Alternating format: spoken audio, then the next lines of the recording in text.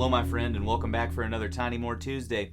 This week we are continuing our study of the tune Panhandle Rag and taking a look at the break that Tiny played on that really cool radio show version of the tune that he played with Billy Jack Wills in the early 1950s. If you want to check that out, description below.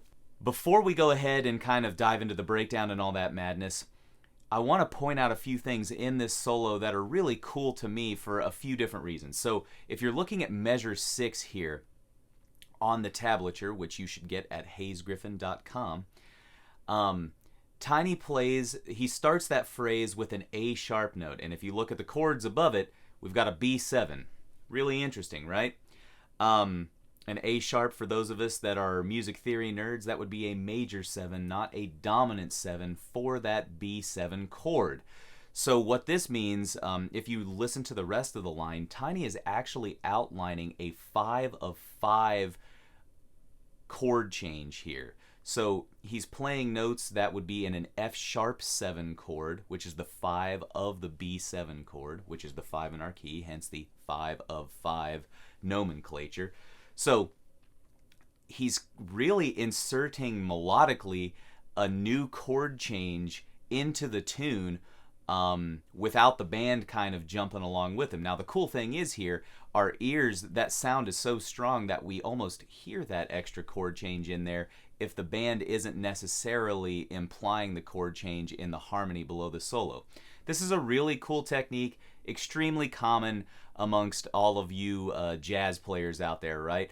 But for folks that maybe don't have the harmonic and melodic language theory type stuff to talk about this can be kind of a weird concept, and you would maybe be scratching your head like, why is he playing an A sharp over that B7 chord? It sounds really weird, right?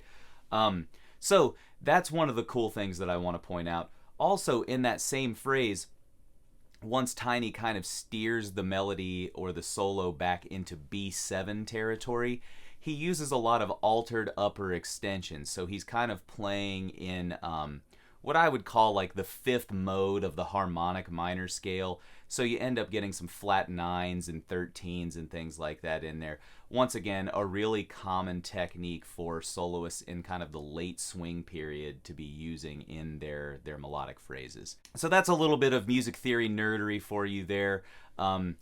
If any of these terms confuse you, there are other terms, other definitions of these things. So shoot me a message or write something in the comments, and I would be happy to kind of explain some of this stuff further.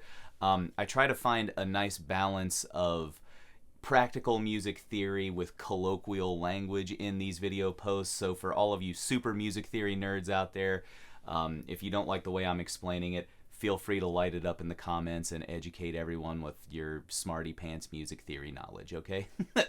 But for the rest of us normal folks out here, this is just a really cool solo, right?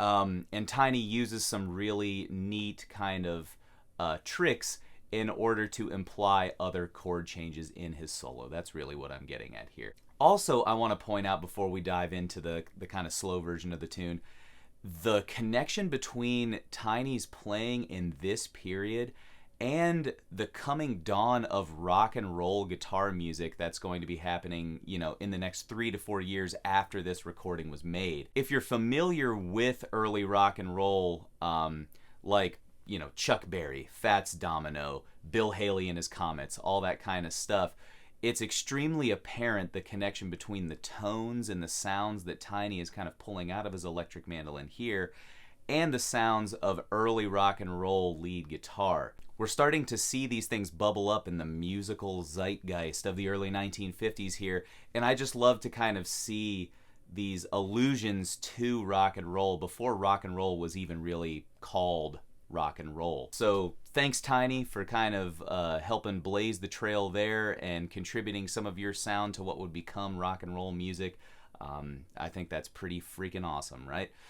As always, folks, before we go ahead and dive into the breakdown, if you wouldn't mind subscribing to this channel and liking this video, that's a great way to support my work here on Tiny More Tuesdays and the other content that I make here on YouTube.